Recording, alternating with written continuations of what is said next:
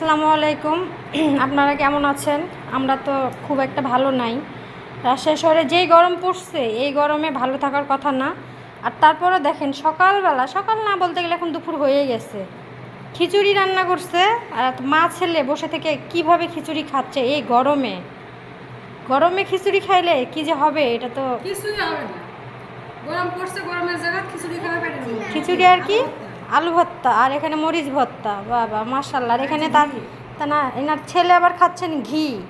মানে গরমে গরম আরও গরম হবে মাছ কিছুই ছেলে। হবে না। ঘরে বাবা খায়, তুমি হজম করতে পারলে কোনো প্রবলেম নেই। কি পরিমাণে গরম পড়ছে ভাবছো?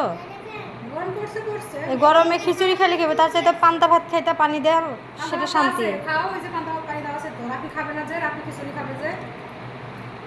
পান্তা ভাত তো ছিলই, একদম খেয়ে নিবা। একবারে রাত্রি আবার খাওয়া, দুপুরে খাওয়ার কোনো অপশন নাই। মানে খিচুড়ি তো হজম করতে হবে। ঠিক আছে, কোনো সমস্যা নেই। তো গাইস, আমাদের মতো এরকম কে কে করতেছেন একটু অবশ্যই কমেন্ট করে জানাবেন।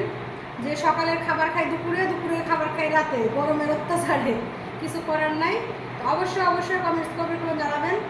সবাই ভালো থাকবেন, সুস্থ থাকবেন। দেখা হবে নেক্সট ভিডিওতে। আল্লাহ হাফেজ।